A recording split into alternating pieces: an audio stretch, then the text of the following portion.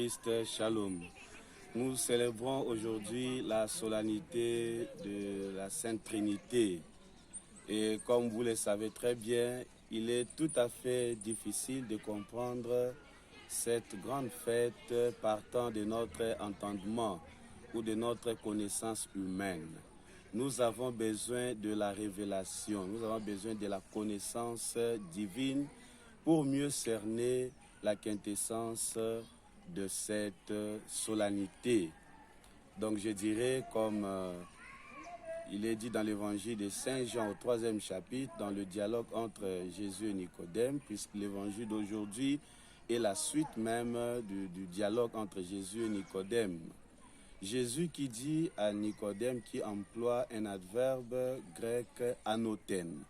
Anothène qui nous renvoie à une nouvelle vie, à une nouvelle naissance, c'est-à-dire à une naissance d'en haut. C'est-à-dire l'homme doit quitter l'aspect terrestre pour rencontrer l'aspect divin. Et célébrer cette solennité de la Sainte Trinité, c'est avant tout célébrer l'amour de Dieu, l'amour qui s'est fait chair, l'amour qui est venu parmi nous. C'est ce que Saint Jean le dit dans le 16e chapitre, 16e verset plutôt du 3e chapitre. Dieu a tant aimé le monde que nous a envoyé son Fils unique. Et entre la Trinité, il n'y a pas concurrence, il n'y a pas lutte, il n'y a pas guerre, il n'y a pas course, mais il y a collaboration. C'est-à-dire, il n'y a qu'un seul but et un seul désir, sauver l'homme. Faire en sorte que l'homme ait aussi en lui le divin. Voilà ce que nous pouvons réellement comprendre dans cette solennité. Dieu qui est un et trine. Dieu qui est Père, qui est Fils et qui est Esprit. Le Père a créé le monde. Le Père a créé les hommes que nous sommes. Et le Père nous envoie son Fils, afin qu'à travers le Fils, nous puissions être restitués de la grâce ou de l'image de Dieu que nous avons reçue au début et le souffle même de Dieu que nous avons reçu au commencement. Comment nous pouvons comprendre cette solennité dans notre vie aujourd'hui, dans notre monde, dans notre société? Nous prenons deux aspects. Premièrement, au niveau familial et deuxièmement, dans la société en général. Au niveau familial, la Trinité peut nous aider à comprendre que la famille doit être bâtie sur l'amour. Lorsqu'il y a amour dans une famille, il y a service, il y a vérité, il y a collaboration. C'est-à-dire la famille cherche à se servir, disons, chacun cherche à servir l'autre. Le papa est au service de sa femme et des enfants. La maman également, ainsi que les enfants doivent apprendre cela. Aujourd'hui, nous avons comme l'impression qu'il y a des tâches réservées exclusivement aux femmes dans une famille, comme par exemple la vaisselle, la lessive ou prendre soin de ménage. Cela est devenu comme une responsabilité des femmes. Et dans la famille, les parents diront, ou le papa dira, l'homme ne peut pas faire telle ou telle tâche. Il y a même des repas réservés seulement aux hommes. Cela ne favorise pas l'amour ou la communion dans une famille.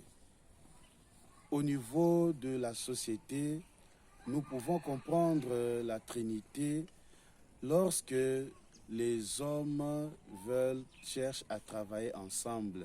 Comme le dimanche passé, le dimanche de la Pentecôte nous a enseigné, l'Esprit fait de nous une communauté. L'Esprit nous réunit malgré nos différences. Et l'image qu'on avait le dimanche passé dans la lettre de Saint Paul, c'est l'image du corps humain. Le corps qui est constitué de plusieurs membres. Et chaque membre est utile pour que le corps soit efficace ou pour que le corps soit en forme. Et voilà, aujourd'hui dans nos sociétés, il y a les luttes, il y a les guerres. La guerre, ce n'est pas seulement recourir aux armes, mais il y a aussi des guerres idéologiques, il y a aussi des guerres de courants, il y a des guerres de pensée. Lorsque telle partie cherche à écraser l'autre, nous parlons aujourd'hui par exemple du mouvement de progressistes, des libéralistes, il y a les conservateurs, il y a les mouvements féministes, il y a les genders, ainsi de suite. Et tout cela font appel à des guerres. Même au sein de l'Église, on parle du cléricalisme, c'est-à-dire le prêtre qui se croit être supérieur ou au-dessus des autres. Là, ça nous donne l'impression qu'il n'y a pas vraiment la Trinité dans nos milieux. Pour parler de la Trinité, nous devons accepter l'autre.